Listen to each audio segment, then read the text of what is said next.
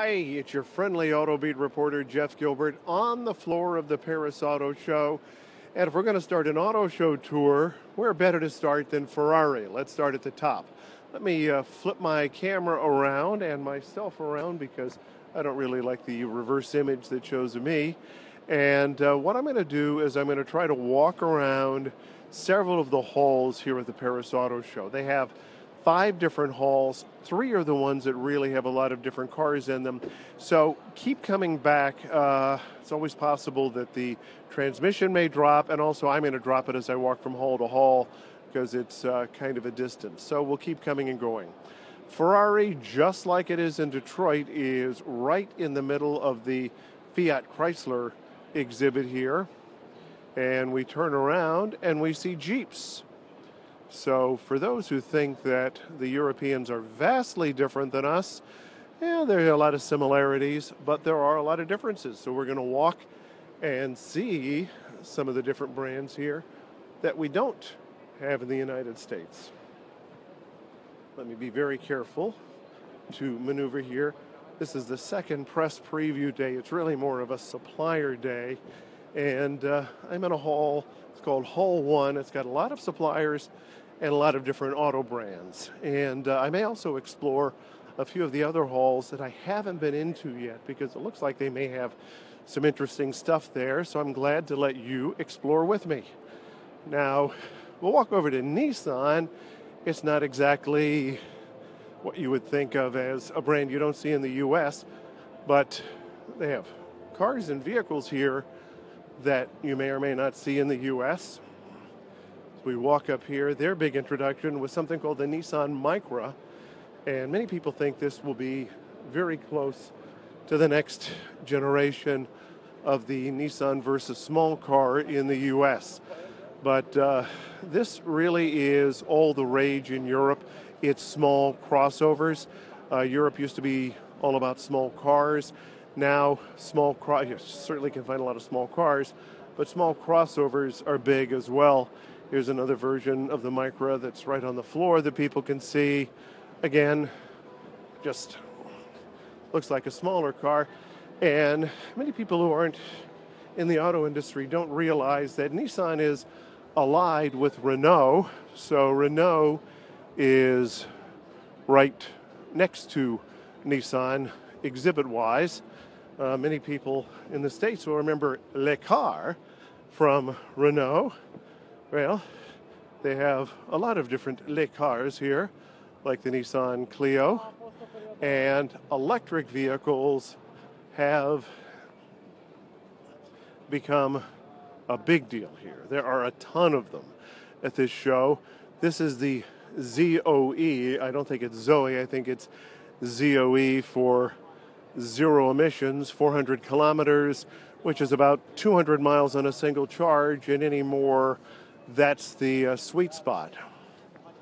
And this is something interesting that you see a lot on the streets here in Paris because the roads are very tight.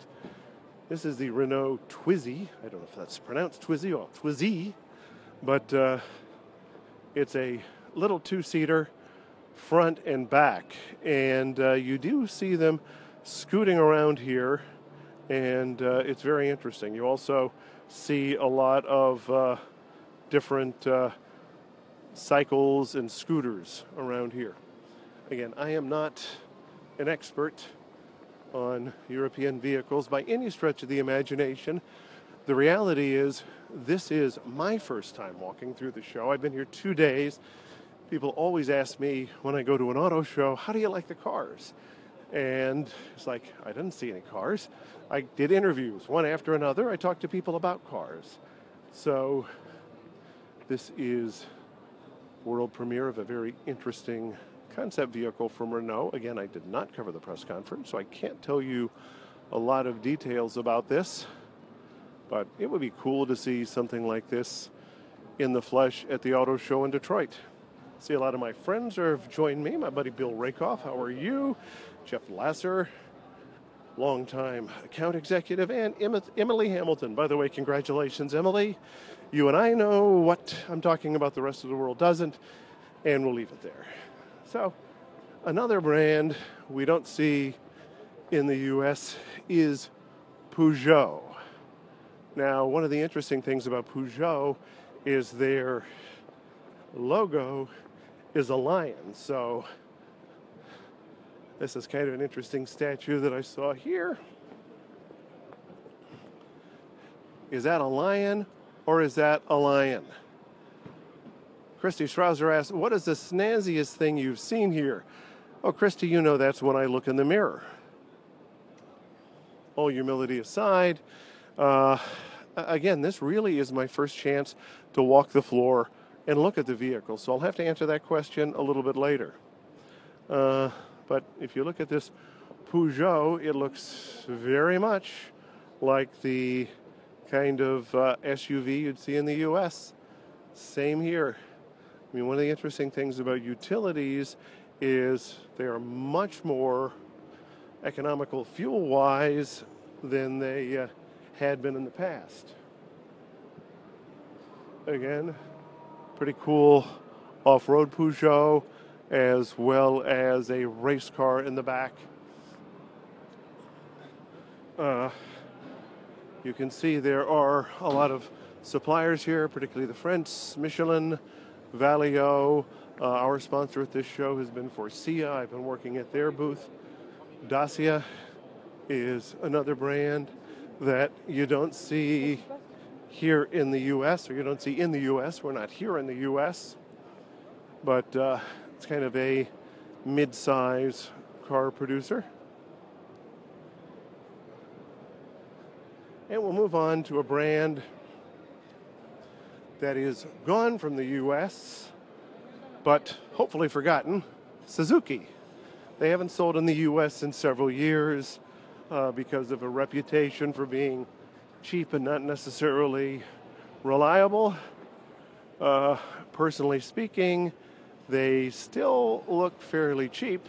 I don't know about their reliability, but again, Suzuki is a big producer in countries where the incomes aren't that high and where the cost of the vehicle is very important. I'll flip it back toward me, talk to you for a second. So, right now, as I had mentioned, I was in Hall 1, and this really is just a few highlights of Hall 1.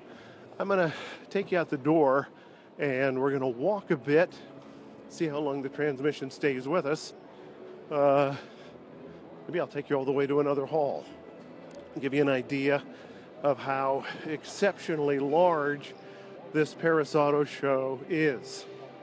Christy Strouser, our webmaster, you're on there. Should I keep going or should I start again? What's the best thing? Do we just keep this thing going? That's my vote right now, unless I'm cut off. So let me flip it around. And these doors will take you out.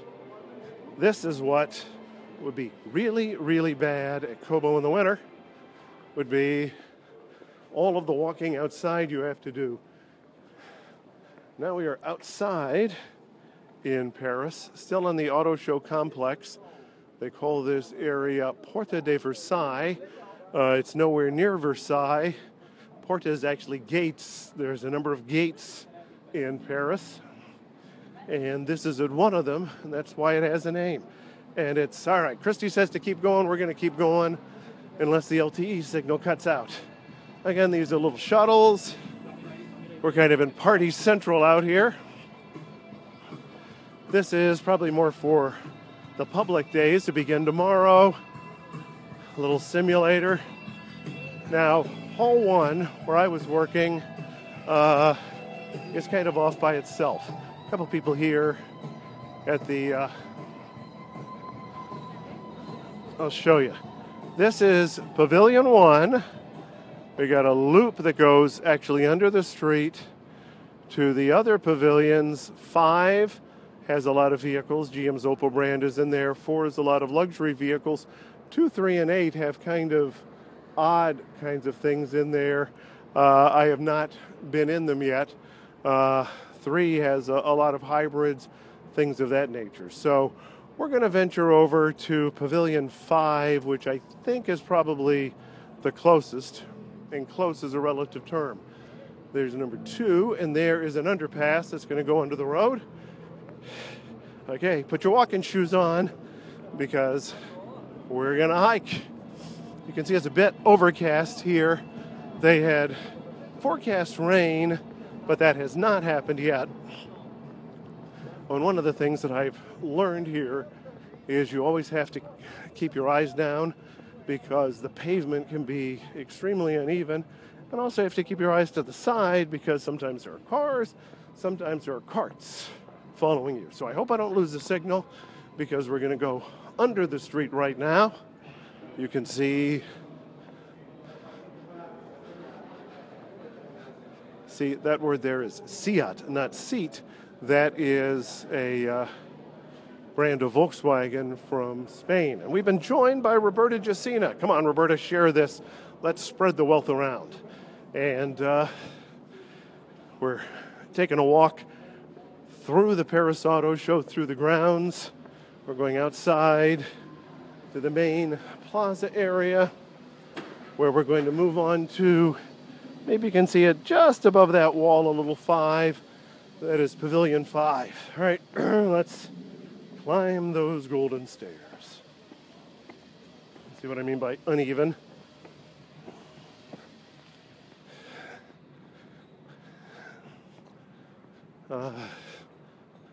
This particular area, not very interesting to go into because that's just the press office. And we'll say hi to a friend here. I think it's selfie time, don't you? You know, when you're in France, you do need to get a selfie with the Michelin Man, although I need longer arms, so I'll get a selfie with the hands of the Michelin Man. That's good enough, and also gave me a second to catch my breath. So maybe if you're lucky, you'll see me fall flat on my face. Wouldn't that be cool? Now that would be a viral internet experience. Flip the camera around again as you look up my nose, and we will climb another staircase.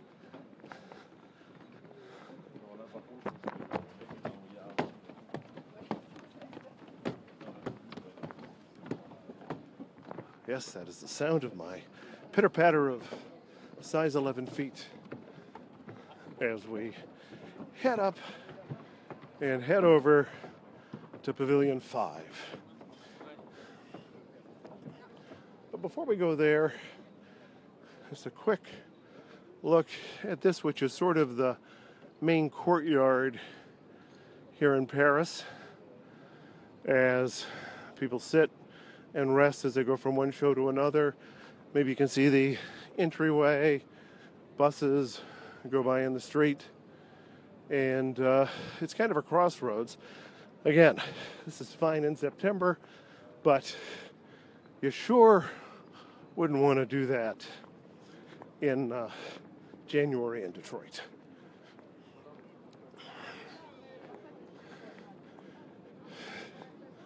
If you look over there, those are actually moving ramps that go up the side of a hill to another hall that I haven't even been in.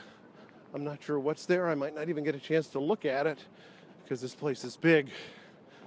And the ads are unique and everywhere. Fortunately, I have escalators I can take. That is a staircase with an infinity in it. So, one of the things that kind of helps you get along here is as you get to the halls, you can see, get a better view as we get past this tree.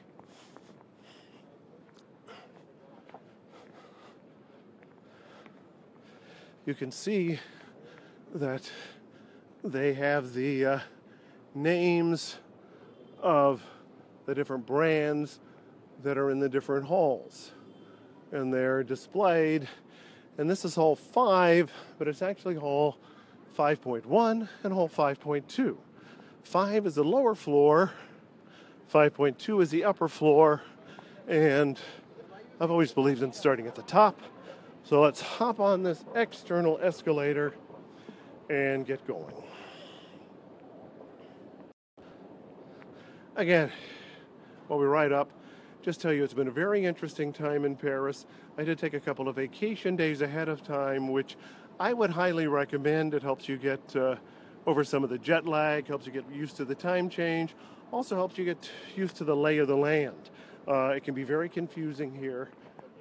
Unlike Germany, where I've been a couple of times, there aren't as many people who speak English, so the language barrier can be a little more difficult here in France as you're trying to get along and to navigate places.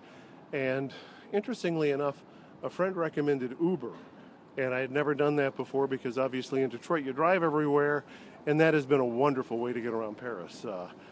Every ride has been great. I only have one more to do, and hopefully it'll be the same. All right, we have climbed the escalators, and see what I mean? As Steve Martin once said, the French have a different word for everything, and GM has a different brand for Europe. Its vehicles are Opels here, and they are in the UK. They're Vauxhalls. Here's somebody who's doing a TV stand-up. Got it? Somebody knows the language. Maybe they can translate. We'll move over here to a vehicle that might look familiar if you saw the Buick Cascada convertible at the last couple of auto shows. This is the Opel Cascada, and that's what the Buick is. It's a rebadged Opel, and it's made at a plant, I'm pretty sure it's in Poland, and sent to the U.S. with a Buick badge on it. But that's okay. There are vehicles made in America that are sent to the Europe. Like this Ampere E, this was GM or Opel's big introduction at this show. You might recognize it as the Chevrolet Bolt, the electric car that'll be coming out soon in the United States with a 200-mile range. Of course, a 500-kilometer range sounds a little more impressive than 200 miles. But the nice thing is this is made at the Orion plant in the Detroit area. And there's private dining for GM, just like in Detroit. There are the double-deckers. I'll show you a little bit about the Opel stand. Opel is a major player here in the European market. See, more than 500 kilometers per charge. It's on display there. And let's see if I can get around here. And this display is, because we're talking about EVs, it's very green, even to the point of AstroTurf or whatever it is, here on the places where people can sit and recharge their equipment. See, we got some of those Euro-style plugs. You bring your adapter. Sorry, made you dizzy there. But anyhow, here's a display with all of the flowers, picture of somebody recharging their vehicle, and the vehicle on the stand with a number of people taking pictures of the vehicle. And now we've got me taking pictures of the people taking the pictures. Always an exciting thing at an auto show. You also have to watch where you're standing here because there are a lot of potential trip areas. This you don't see very often in public days, drink areas, and I believe there's full alcoholic drinks here too. This is Europe, you know. We'll move over. See, this is something that's confused me a couple times. It looks like it is a step down. It can be a real hazard. This is Land Rover's latest vehicle. It's a new discovery, and this is coming to the U.S. It's sold in the U.S. now as the LR4, but they're going to bring back the name Discovery. Very cool SUV. It's lost 480 pounds, and it's going to get better fuel economy, and they promise me it's going to be much more nimble. So, onward. As I almost walked through a plastic panel.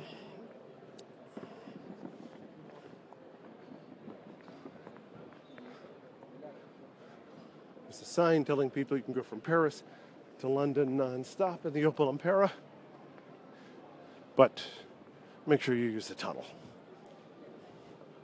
Hey, 7 people have hung in with me. I really appreciate that. Hopefully some new people have joined. And for those who have joined, I'm WWJ Auto Beat reporter Jeff Gilbert, taking a live Facebook tour of the massive Paris Auto Show. We are in a little bit of congestion here. We're in hallway number 5, which is a number of luxury vehicles.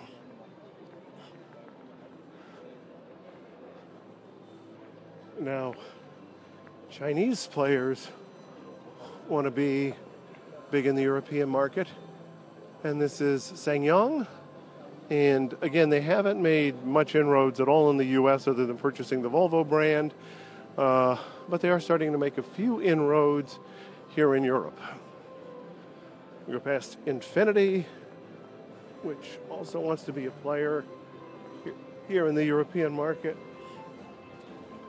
But you can see the biggest luxury player of all is down on the other end of the hall, and that is Mercedes.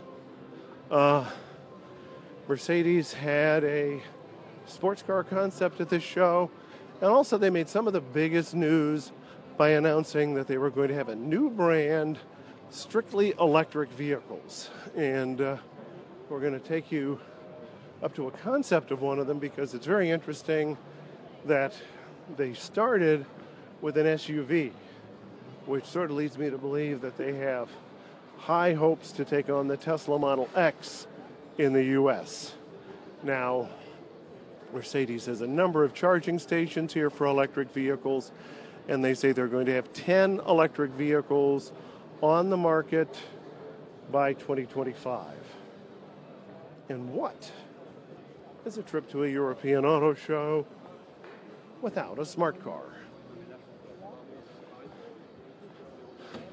They exhibited in Detroit for a while, didn't really catch on that much, but you see them here in crowded cities like Paris.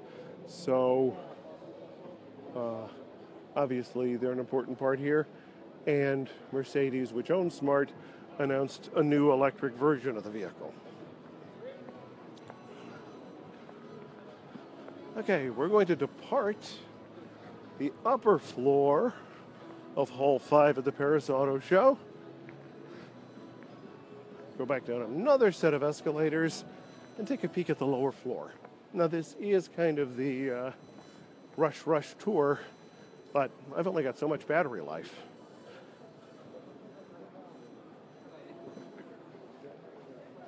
So we took the outside escalators before. This time we're going to take the inside escalators. Again, it's media day, so you see a lot of people moving through with cameras and other equipment. And by the way, this tour will do a quick look at downstairs in Hall 5 where we are. Good luck with this.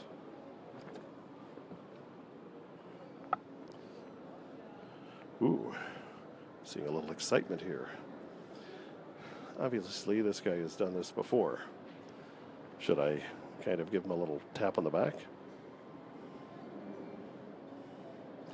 Don't want to create an international incident. Don't want to be impaled by his camera. Oh, thank you very much. Let me go first. Probably because he doesn't want video of it if he does fall.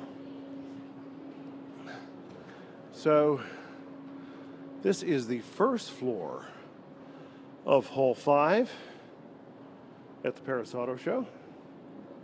We'll flip around, and again, I've only got so much battery life, so we've been going a while, but we'll take a quick look here before we head on to Hall 4. Down here, pretty much all BMW on this floor. They're the other, along with Audi, big luxury player in Europe. And on the other side, you've got the Mini Coopers. And as happens quite often here, I'm lost. I have no idea where the exit is. I see an exit on the other side. I don't know if that's where I want to be or not.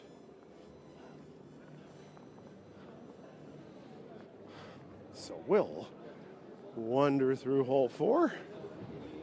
Again, for people who may be just joining us, because I see some people coming, some people going. This is WWJ Auto Beat reporter Jeff Gilbert. I'm at the Paris Auto Show's second day of press previews. If you're watching in Detroit, we're 6 hours ahead of you. So we're in the early afternoon hours. And we're taking a stroll through 3 of the many halls here. I originally thought there were 5, but I just saw Hall 8 that I didn't even know existed. So we're going to go through the 3 that have the most car brands. We've done Hall 1, which has a lot of the local French brands. Here in Hall 4 Hall 5 is a lot of the German brands, including GM's Opel, and a number of other luxury brands as we have found our way into the main courtyard. A number of the other luxury brands are in Hall 4, which, surprise, surprise, is actually right next to Hall 5, kind of, sort of. Put on so I can chat a little bit more with you. Walking through the courtyard, kind of an overcast day here, but back in Detroit, I know it's been tough drying out from the rain. Here, it's a very nice fall day, just as I said, a little bit overcast. Now, if you get to this main pavilion, you can have a look at signs that will tell you where you need to go. So that building just behind that sign is Pavilion number 4.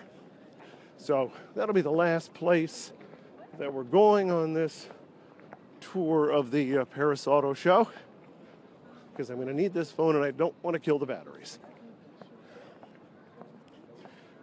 And again, we've seen this a lot.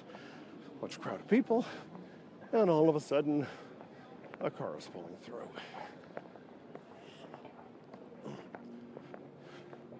Have little food stands here and there. No, it's not free. You gotta pay. And even though this is a press day, I really wonder how many of these people are media, or how many may work for dealerships here in Europe, or have friends who work for dealerships who got them into the auto show a day before it officially opens to the public. So,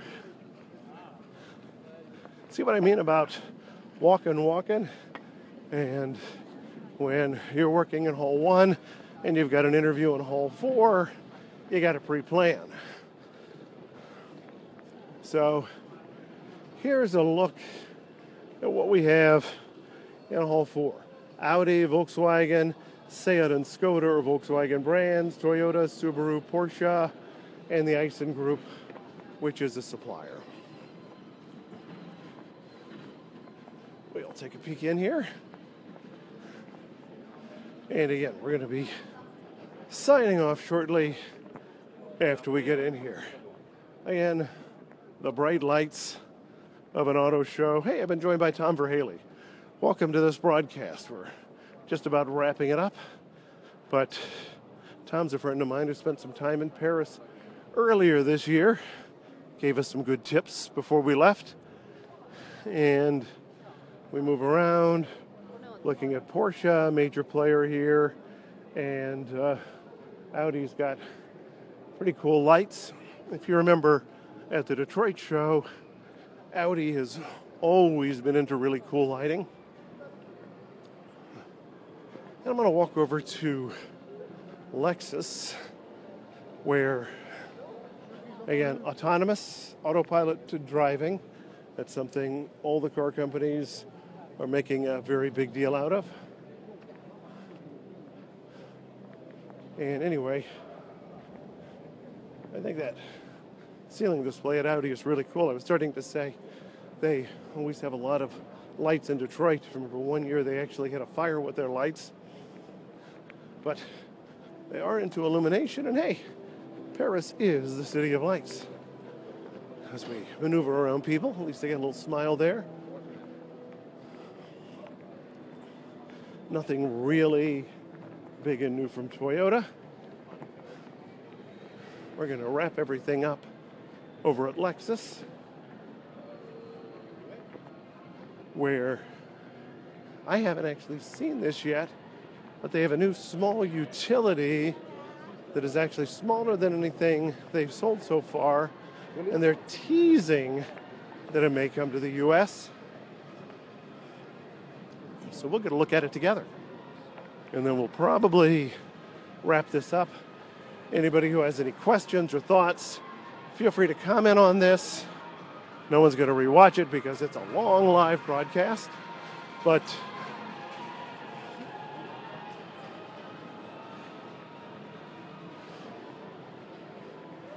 any comments or questions, feel free to leave them on this page. This is not what I'm looking for. This actually was at the Detroit show. What I'm looking for is the Lexus UX, which is a smaller SUV. Again, I haven't seen it yet. Of course, we're in Europe, so we need to have the models and the eye candy. Here it is, Lexus UX concept. This is an idea of a compact SUV that will be on the market here in Europe, may be on the market in the US. Again, it's a concept now. I'm sure if it comes, the extreme looking wheels won't be on it, and certainly the extreme looking seats won't be on it. Again, for the 7 people who are still with me, and thank God my voice is still with me, thank you so much for joining me on our walking tour of the Paris Auto Show. Listen to WWJ on Tuesday night at 7 o'clock. We'll have a special program. Thanks again for joining us.